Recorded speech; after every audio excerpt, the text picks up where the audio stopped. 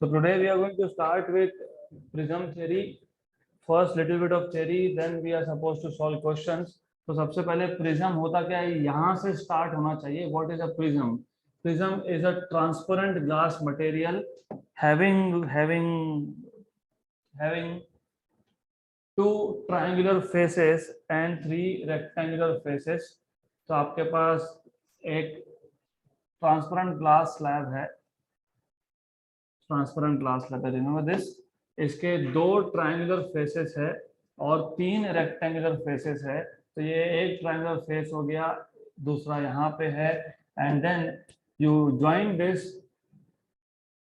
You have something like this. इसको बोलते हो प्रिज्म, राइट. तो एज यू कैन सी इसका फ्रंट फेस और इसका बैक फेस इज ट्रायंगुलर. दो साइड फेसेस और नीचे का जो बेस है इट इज रेक्टेंगुलर. तो it is called as prism. अब हम इसमें से दो फेसेस का यूज करते हैं for the purpose of refraction. ये एक साइड फेस और दूसरा side face it is used for refraction. इसको हम बोलते हैं refracting surface.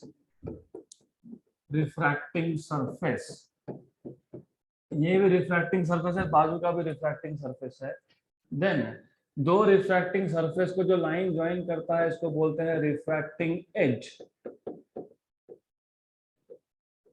Then refracting edge का अपोजिट साइड जो होता है उसको बोलते हो बेस ऑफ प्रिज्म. देन ये जो दो रिफ्रैक्टिंग सरफेस में जो एंगल बना इसको बोलते हैं angle of prism, normally denoted by a. Then अगर मैं इसको, इस प्रिज्म को परपेंडिकुलर टू द एज काट दूं, if I cut it perpendicular to the edge, what I will see is just a triangle. तो मुझे एक ट्रायंगल दिखेगा. और इफ आई कट, रिमेंबर मैंने इसको परपेंडिकुलर चॉप कर दिया, काट दिया. तो when I cut it perpendicular I see only this much, a triangular cross section. इसको बोलते हैं प्रिंसिपल सेक्शन ऑफ प्रिज्म. तो ये है principal section of prism, right. तो normally as I told you, side faces से लाइट इंसिडेंट होता है, तो लाइट इंसिडेंट यहाँ से होगा, साइड फेस से होगा. तो ये याद रखना. तो पहले तो बेसिक आइडिया पता होना चाहिए, रिफ्रैक्टिंग सरफेस मतलब क्या, रिफ्रैक्टिंग एज मतलब क्या, रिफ्रैक्टिंग एंगल या एंगल ऑफ प्रिज्म मतलब क्या, बेस ऑफ प्रिज्म क्या होता है. This is all you are supposed to know. Then हमारा फोकस है ऑन द प्रिंसिपल सेक्शन. तो principal section as I told you, principal section थोड़ा बड़ा करके दिखाता हूँ इसको मैं. Maybe this is the centre, almost this is the centre of the prism. Okay, तो ये आ गया हमारे पास principal section of the prism. अब हमको प्रिज्म फॉर्मूला डिराइव करना है और यहाँ पे डेरिवेशन इज इम्पॉर्टेंट, क्योंकि प्रिज्म पे जो क्वेश्चंस आते हैं वो डेरिवेशन के स्टेप्स में से भी आते हैं. You will see most of the questions are not directly coming from final formula, but they are coming from intermediate, in between जो steps है वहां से. तो ये प्रिंसिपल सेक्शन है A, B and C. Angle of prism is A. Light is incident on one of the refracting surface. तो यहाँ से लाइट इंसिडेंट हो गया. और आपको पता होना चाहिए angle of incidence it is always measured with respect to normal. तो यहाँ पे हम नॉर्मल ड्रॉ कर देंगे, normal to the surface here. Then since light is travelling from rare to denser, it bends towards normal. तो it bends towards normal. ऐसा सीधा जाना चाहिए था लेकिन गया नहीं. गया कैसे? Towards normal. फिर हम वापस से दूसरे सरफेस पे नॉर्मल ड्रॉ करेंगे, राइट. ये दो नॉर्मल कहीं तो मीट हो रहे हैं, we will see what is that. Then at this surface, AC surface पे light is travelling from denser to rare, it bends away from normal, it bends away from normal. ये हो गया आपका एंगल ऑफ इंसिडेंस I. ये हो गया आपका angle of refraction R1. ये हो गया एंगल ऑफ रिफ्रैक्शन R2. ये आ गया एंगल ऑफ इमर्जेंस E. अब अगर प्रिज्म नहीं होता तो यहाँ का जो ये रे है ये सीधा जाता, right. This is original direction. Okay, then आपको और एक चीज पता होना चाहिए which is called as principle of reversibility. तो प्रिंसिपल ऑफ रिवर्सिबिलिटी के अकॉर्डिंग लाइट रे अगर लेफ्ट टू राइट जाए या फिर राइट टू लेफ्ट आए, it traces the same path, that is called as principle of reversibility. सिर्फ इतना है कि जब राइट से लेफ्ट जा रहा है इसको बोल रहा हूँ एंगल ऑफ इंसिडेंस, इसको बोल रहा हूँ एंगल ऑफ एमर्जेंस। जब उल्टा होगा तो एंगल भी उल्टे हो जाएंगे, this will become angle of incidence and this here will become angle of emergence. तो ये पता होना चाहिए, क्योंकि ये पता होगा तो ही एंगल ऑफ डेविएशन डिफाइन कर पाओगे। तो आइडिया हियर इज, ये था original direction of light, incident direction, then this is emergent direction of light, angle between incident direction and emergent direction is called as angle of deviation delta, right? Then कुछ नाम दे देंगे इसको, बोल देंगे let us say P, Q, R and S. Let's call this as something, some name, maybe N. This is N, this is N dash, right? इसको बोल दूंगा E, इसको बोल दूंगा D। कुछ तो नाम देना है तो दे दिया नाम। अब प्रिज्म फॉर्मूला डिराइव करने के लिए there are some tricks that you need to remember. Derivation बहुत बड़ा है, लेकिन अगर आपको थोड़ा सा ट्रिक्स याद होंगे तो फटाफट होगा। Trick is upper triangle, lower triangle, quadrilateral. Upper triangle पहले कंसिडर करो, उस पे एक्सटीरियर एंगल थ्योरम अप्लाई करो, लोअर ट्रायंगल कंसिडर करो एंड देन क्वाड्रिलैटरल कंसिडर करो। तो अपर ट्रायंगल ऊपर का ट्रायंगल, लोअर ट्रायंगल नीचे का ट्रायंगल एंड देन क्वाड्रिलैटरल। तो this is how you remember how to derive prism formula, क्योंकि मैंने पहले ही बताया प्रिज्म फॉर्मूला के फाइनल इक्वेशन की जगह पे। So if you remember, as I told you, prism formula का फाइनल फॉर्मूला से ज्यादा इंटरमीडिएट स्टेप्स पे क्वेश्चन आते हैं। तो बेसिक ज्योमेट्री पता होना चाहिए। ये टोटल एंगल आई है तो टोटल एंगल कितना होगा, आई। क्यू वर्टिकली अपोजिट, उसमें से एक पार्ट कितना है, R1, तो बचा कितना, I माइनस R1। और यहाँ पे this will be E minus R2। तो अगर आप ये ऊपर का ट्राइंगल कंसिडर करते हो, कौन सा ट्राइंगल, EQR, तो from triangle EQR delta is exterior angle. So what is exterior angle theorem? Sum of two remote interior angles is equal to external angle.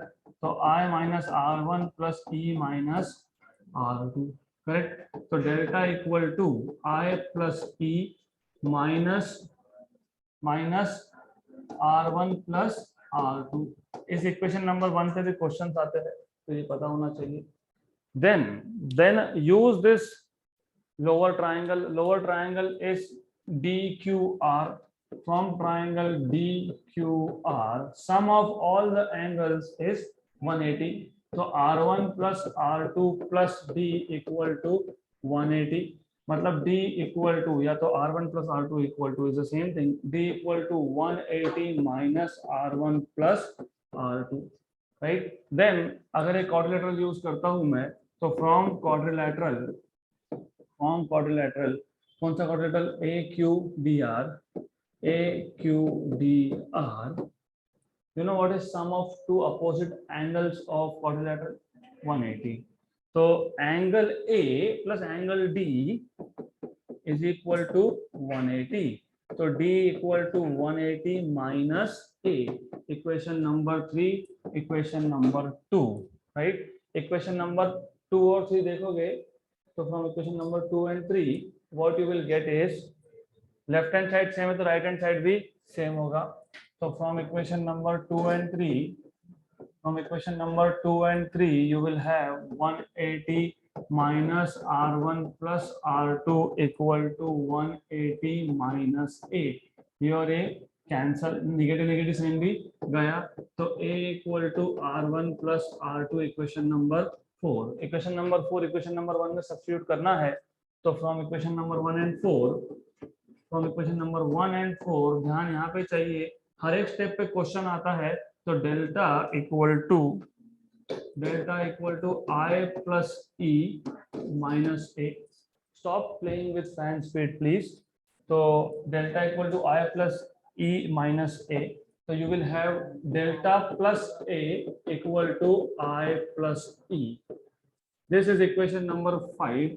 इस पे भी क्वेश्चन आते हैं I plus E equal to A plus delta.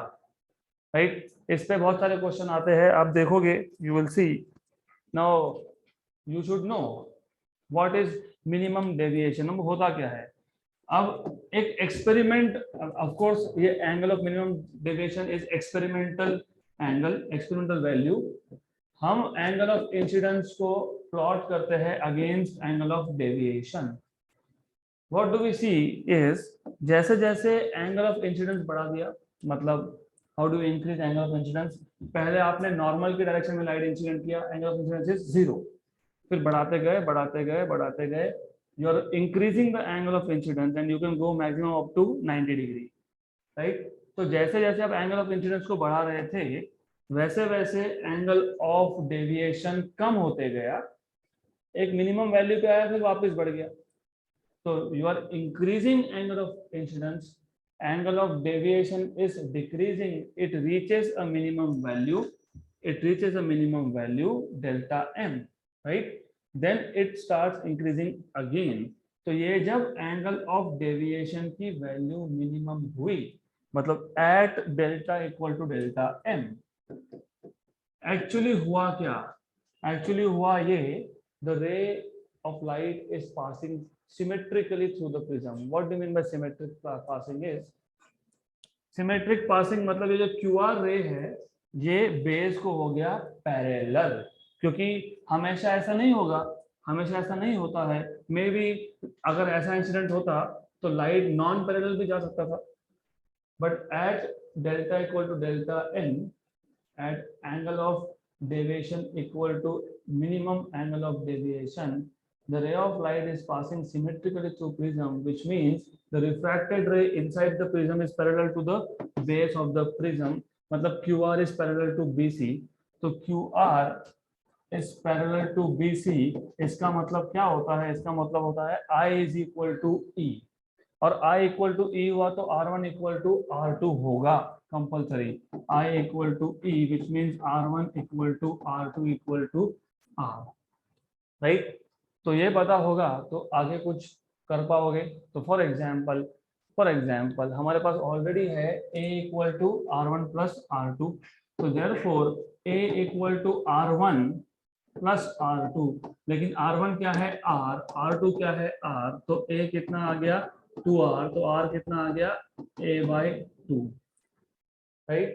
तो R is A by 2. Then similarly अगर यहाँ पे वो इंफॉर्मेशन डाल दोगे, तो what you will get is delta की जगह पे delta m plus A, I और E आर इक्वल, तो I प्लस I, तो you will have A plus delta m equal to 2I, therefore I equal to A plus delta m by 2. याद रखना prism formula और कुछ नहीं है, Snell's law है. Apply Snell's law at face AB. What is Snell's law? Refractive index of medium 1 into sine of angle medium 1, मतलब by Snell's law refractive index of medium 1 mu1 sine of angle in medium 1 that is I equal to refractive index of medium 2 mu2 into sine of angle is R1. You see this is R1, angle of incidence and angle of refraction. लेकिन पहला medium air है, तो mu1 is 1 sin I equal to mu2 is mu, refractive index of prism is mu, into sin R. R1 equal to R2 equal to R था, तो R आ गया, तो mu equal to क्या आया sin I by sin R. लेकिन I क्या है A plus delta m by 2, तो sine of A plus delta m by 2. R क्या था A बाय 2, तो साइन ऑफ A बाय 2, इसको आप बोलते हो प्रिज्म फॉर्मूला. तो this is called as prism formula. तो this is what I was asking you, do you know what is prism formula? So sine of A plus delta m by 2 upon sine of A by 2. तो ये formula और बाकी सारे intermediate steps prism formula के derivation में हर एक step जो बीच में आया सब पे क्वेश्चंस आते हैं, पता होना चाहिए। Then what do mean by thin prism? Thin prism मतलब angle of prism is less than 10 degree. Angle of prism मतलब कौन सा एंगल? A angle. अगर ए एंगल कम हुआ तो if the prism is thin prism, तो remember for thin prism, for thin prism angles are small, angles are small, तो a भी स्मॉल, डेल्टा m भी स्मॉल, और यहाँ पे सारे के सारे एंगल स्मॉल। अगर एंगल स्मॉल हुए तो a plus delta m by 2 भी स्मॉल और a बाई 2 भी स्मॉल। और फॉर स्मॉल एंगल्स आपको पता होगा, for small theta sin theta is approximately equal to theta, right? Therefore what you will get is, therefore you will have, क्या था formula? Mu, right? Mu. अब यह लिखने से पहले एक काम करते हैं, अगर एंगल स्मॉल है तो sine of a plus delta m by 2, जैसे sine of theta is theta, sine of a plus delta m by 2 is a plus delta m by 2। Similarly, sine of a by 2 is equal to a by 2. Therefore, refractive index mu is equal to sine of a plus delta m by 2. यहाँ पे क्या लिखेंगे? a plus delta m by 2 upon a by 2।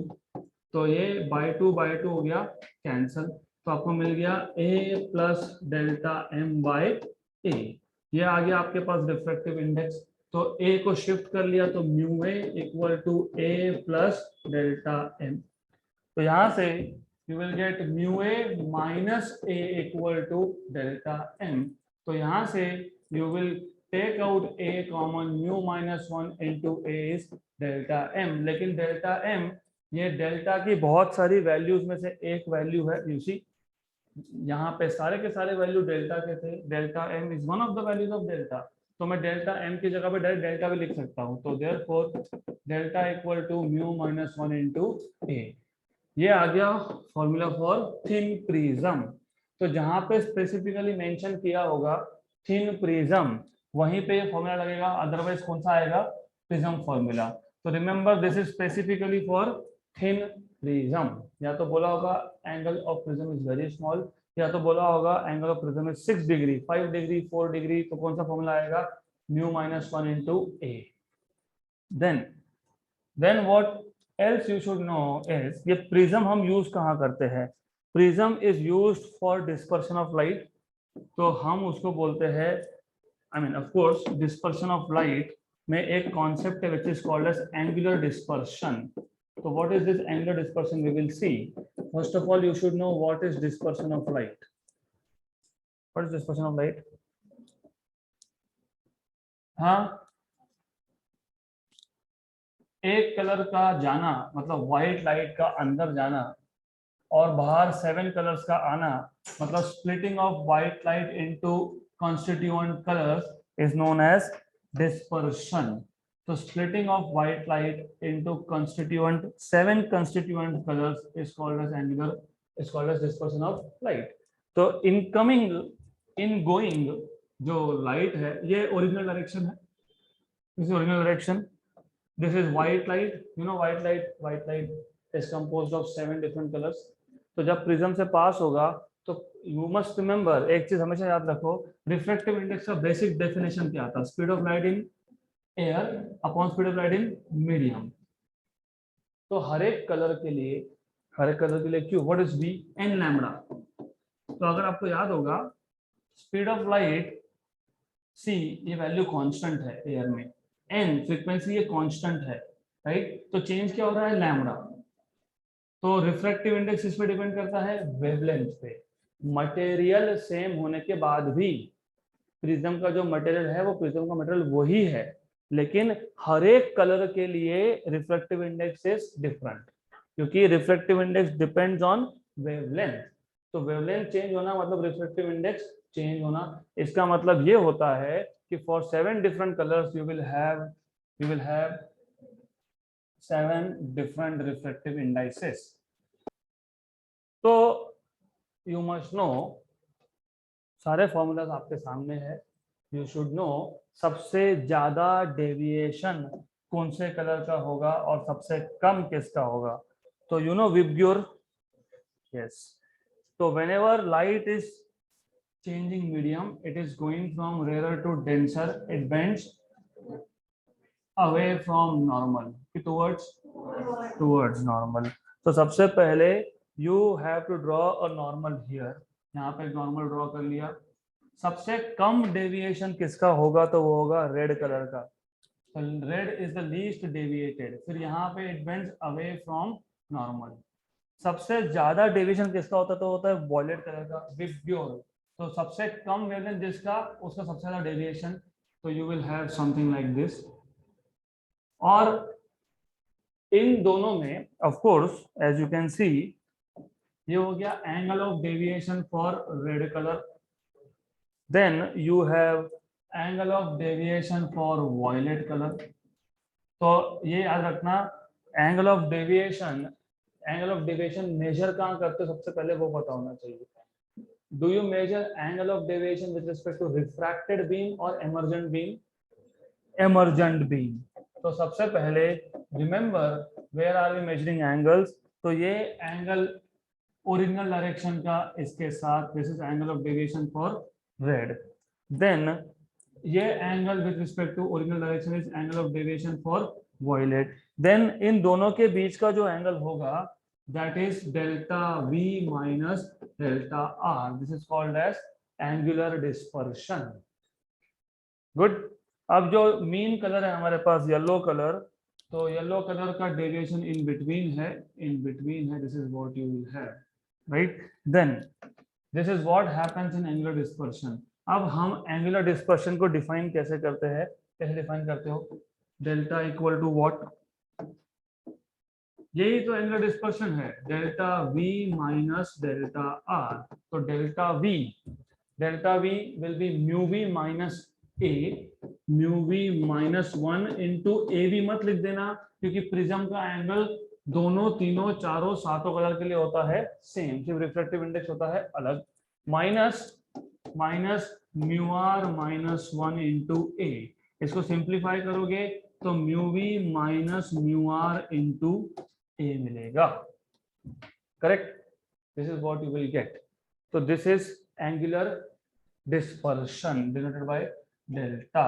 Then there is something called as dispersive power. Dispersive power मतलब अलग अलग prism का light को disperse करने का कितना पावर है. मतलब कुछ some prism will be able to split white light into 7 colors, some prism will be able to split into 3 colors, some will be splitting it into 5 colors. और ऊपर से ये भी है कि अलग अलग प्रिज्म के लिए अलग अलग एंगल होगा बिटवीन एक्सट्रीम कलर्स. कौन कौन सा एक्सट्रीम है? Violet and red. तो उसको बोलते हैं dispersive power, which is defined as the ratio of angular dispersion upon deviation for mean colour. Mean colour is not yellow, it is taken to be yellow. ये yellow को mean colour लेते हैं. तो simple this was what? Delta we minus delta r upon delta y. ये एक equation आ गया. दूसरा मैंने अभी बताया डेल्टा वाई इज मीन, तो ये delta we plus delta R by 2 आएगा. ये और एक इक्वेशन आ गया. देन अभी हमने देखा डेल्टा क्या फाइंड किया? Delta mu V minus mu R upon A and delta Y. Do you remember delta equation? Mu minus 1 into A. तो ये आएगा mu Y minus 1 into A. A और ए कैंसल. तो dispersive power is mu V minus mu R upon mu Y minus 1. ये आ गया equation for dispersive power. अब जो रिमेनिंग थ्योरी है वो जब क्वेश्चन आएगा तब देख लेंगे. Let us start with questions now. A small angle prism मतलब कौन सा? Thin prism. रिफ्रैक्टिव इंडेक्स कितना है? 1.62. गिव्स अ डेविएशन ऑफ मतलब डेल्टा वैल्यू कितना? 4.8. The angle of prism is. तो what is delta? Mu minus 1 into A. आपको क्या पूछा है? ए. तो angle of prism A is delta upon mu minus 1. What is delta? 4.8. What is mu? 1.62 minus 1. What is 1.62 minus 1? 0.62. Correct? So what is 4.8 upon 0.62? 7. Okay. So if you do not know, easy है, 4.8 upon 6.2 लिख देना into 10 power -1. Correct? या फिर direct हो तो अच्छा, if you know what is 6 8 जा 48. तो रफली बोल रहा हूँ, 1 जा एंड 8 जा, इट इज लेस देन 8 आएगा ये, तो 7.74. So this is 7.74. Option number D.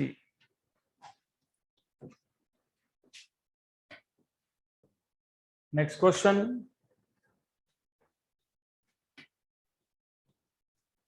For a glass prism, mu equal to √3, the angle of minimum deviation is equal to angle of the prism.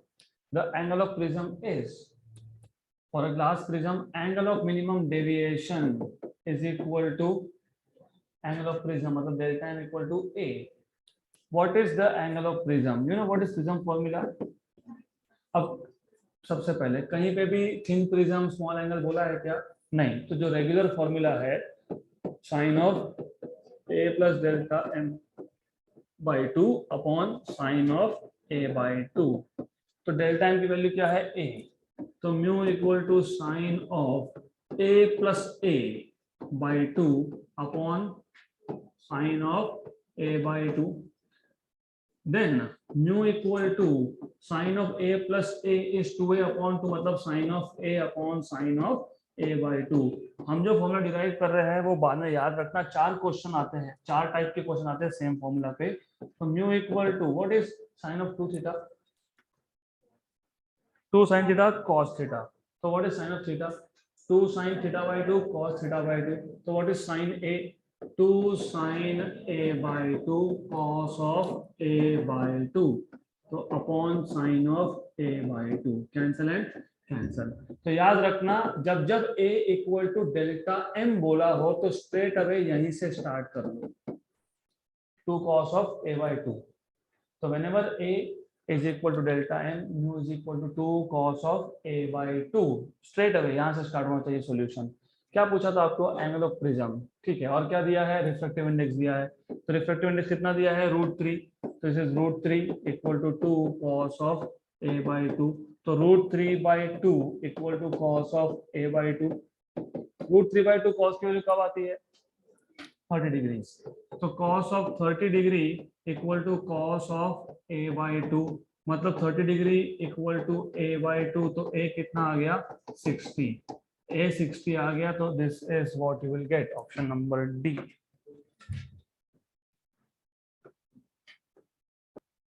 Next question. A ray of light passes through equilateral prism. Equilateral prism मतलब a equal to 60. Okay. Refractive index of prism is 1.5, मतलब glass का material है. Such that angle of incidence is equal to angle of emergence. I equal to E है. And the latter मतलब जो बाद में बोला, बाद में कौन बोला? E. तो angle of incidence is equal to angle of emergence and the latter is equal to 3/4 of angle of prism. मतलब I equal to E equal to 3/4 of A. Right? The angle of deviation is, so I equal to E equal to 3/4 of A. What is A?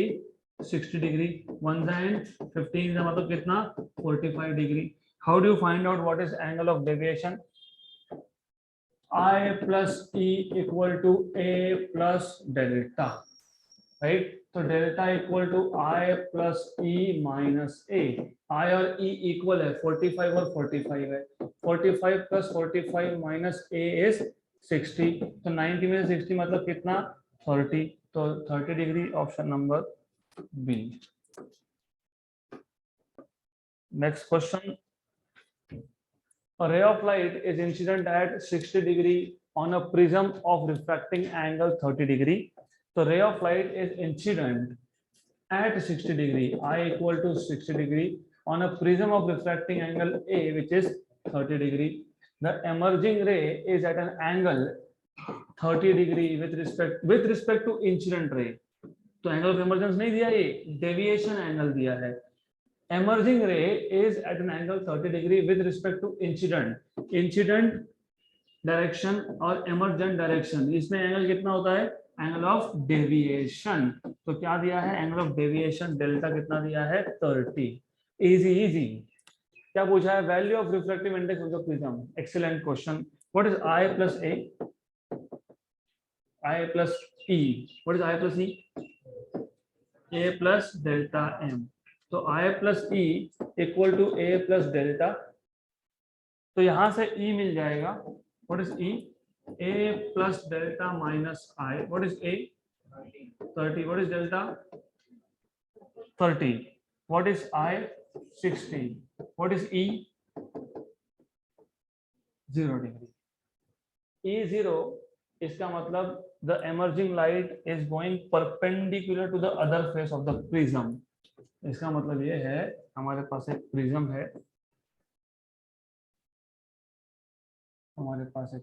है, like this. You have a prism. Okay. Then this is normal drawn here at the incident surface. Then ये रे ऐसा आया, bend हुआ और वो normally बाहर चले गया. एंगल ऑफ इमर्जेंस इज 0 क्योंकि यहाँ पे emergence is in the direction of normal. तो नॉर्मल के डायरेक्शन में बाहर गया. अब ये था I, ये था R1 इफ यू रिमेम्बर, और A की वैल्यू भी दी है, राइट. और आपको पता है R1 plus R2 equal to A, लेकिन R2 0 है क्योंकि E 0 है. E 0 कब होगा? जब R2 0 हो, राइट. नहीं तो फिर AC फेज पे स्नेल्स लॉ अप्लाई करो, समझ में आ जाएगा. ये जो बाहर का रीजन है एयर है, तो refractive index of air is 1. Sine of angle of emergence equal to, ये अंदर का रीजन कौन है? प्रिज्म. तो mu into sine of angle of refraction जो था R2, लेकिन E कितना था? 0. Sine 0 is 0. तो अगर आपके पास E0 आया तो साइन ऑफ R2 भी क्या आया? 0. तो R2 भी क्या आया? 0. तो ये पता होना चाहिए. If E is 0 then R2 is 0. So if E is 0 then R2 is also 0. मतलब you will have R1 plus 0 equal to A. तो R1 equal to A, और A की वैल्यू कितनी थी? 30 डिग्री. 30 डिग्री. हमको फाइंड क्या करना है? Value of refractive index. तो ये जो साइड है AB, अगर यहाँ पे मैं स्नेल्स लॉ अप्लाई करता तो मुझे मिलता sine I by sine R1. What is I? 60. Sine 60 upon what is R1? 30. Sine 60 upon sine 30. What is sine 60? √3/2 and this is 1/2. तो कितना? √3. √3 ऑप्शन नंबर C.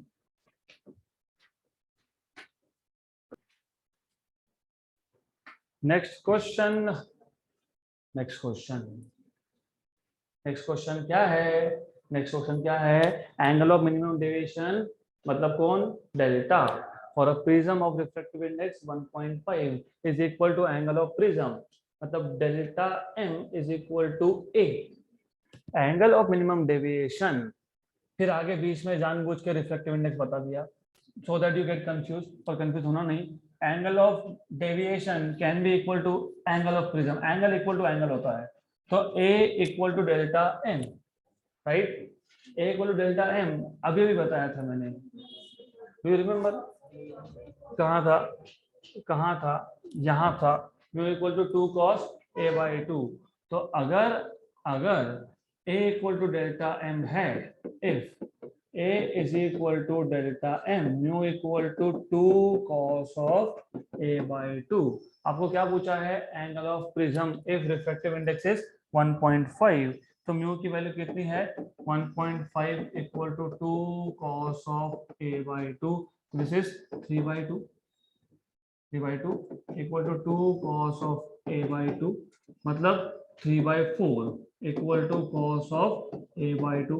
3/4 मतलब कितना 0.75, तो 0.75 equal to cos of a/2। और आपको बता दिया 41 डिग्रीज, तो 0.75 इज कॉस ऑफ 41 डिग्री, तो कॉस ऑफ a/2, तो 41 डिग्री इक्वल टू a/2, तो a equal to 82 degree. 82 degree, option number C.